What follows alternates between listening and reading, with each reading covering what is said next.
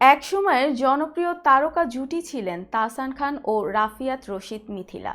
2017 সালে আনুষ্ঠানিক বিচ্ছেদ হয় তাদের। এরপর আর একসঙ্গে দেখা যায়নি তাদের। তবে মঙ্গলবার সন্ধ্যায় আবারও একসঙ্গে দেখা গেছে তাহসান ও মিথিলাকে। সম্প্রতি তারা ওটিটি প্ল্যাটফর্ম চরকির জন্য একটি ওয়েব সিরিজে কাজ করেছেন। সিরিজটির নাম বাজি। নির্মাণ করেছেন আরিফুর রহমান। ঈদে স্ট্রিমিং হবে ওয়েব সিরিজটির।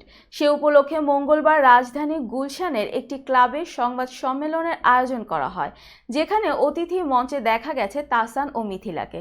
বিস্তারিত জুনায়েদ আহমেদ সৈকতের ডেস্ক রিপোর্টে।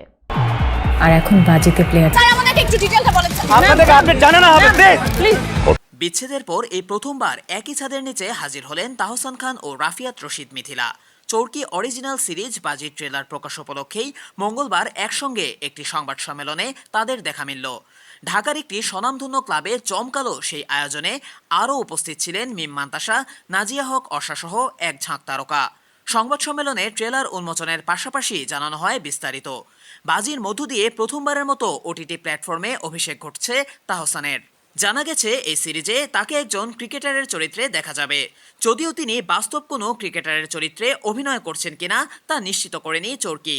কিন্তু জানা গেছে ক্রিকেটে বাজি ও বাজির প্রভাব ঘিরেই গড়ে উঠেছে বাজির গল্প। 2 মিনিট 35 সেকেন্ডের ট্রেলারে ওয়েব সিরিজটির কিছুটা আঁচ করা গেছে।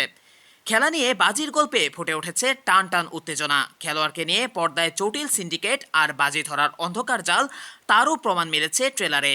তাছাড়া থ্রিলারের ছটাও ছিল না বিদ্যমান, ছিল সাসপেন্স। অল্প সময়ে এই ভিডিওতে দর্শক বুঝে নিয়েছে বাজির গভীরতা।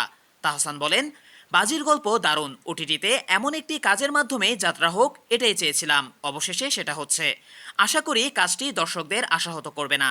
ওটিটিতে অভিষেক প্রসঙ্গে তাহসান বলেন, ওটিটিতে আমার প্রথম কাজ, চরকিতেও আমার প্রথম কাজ, আর একদম ভিন্নধর্মী গল্পে কাজ করার অভিজ্ঞতা। সব মিলিয়ে আমি খুবই রোমাঞ্চিত। এখন শুধু রিলিজের পর দর্শকদের প্রতিক্রিয়ার অপেক্ষা। সিরিজে অভিনয় প্রসঙ্গে রাফিয়াত রশিদ মিথিলা বলেন, চরকির সঙ্গে এর আগেও কাজের অভিজ্ঞতা ভালো, আর এবার আরও ভালো কিছু হবে। অন্যরকম একটা গল্পে আরিফুর রহমানের পরিচালনায় কাজের অভিজ্ঞতাটাও বেশ ইন্টারেস্টিং। দীর্ঘ সময় পর তাহসানের সঙ্গে কাজ করার অনুভূতি জানতে চাইলে মিথিলা বলেন, এটা ঠিক যে অনেকদিন পর তাহসানের সঙ্গে কাজ করেছি, তবে মনোজের সঙ্গেও আমার দীর্ঘদিন পরেই কাজ করা হয়েছে। তাছাড়া অর্ষার সঙ্গে বাজিতেই আমার প্রথম কাজ করা হলো।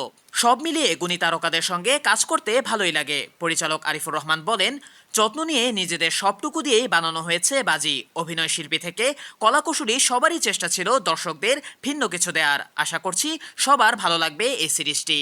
সাসপেন্স ড্রামা ঘরানার এই সিরিজে তাহসান খান ও মিথিলা ছাড়াও অভিনয় করেছেন মিম মান্তাসা, মনোজ প্রামাণিক, নাজিয়া হক অর্ষা, শাহাদাত হোসেন, পার্থ শেখ, তাসনুভা তিশা, আবরার আথার সহ আরও অনেকেই।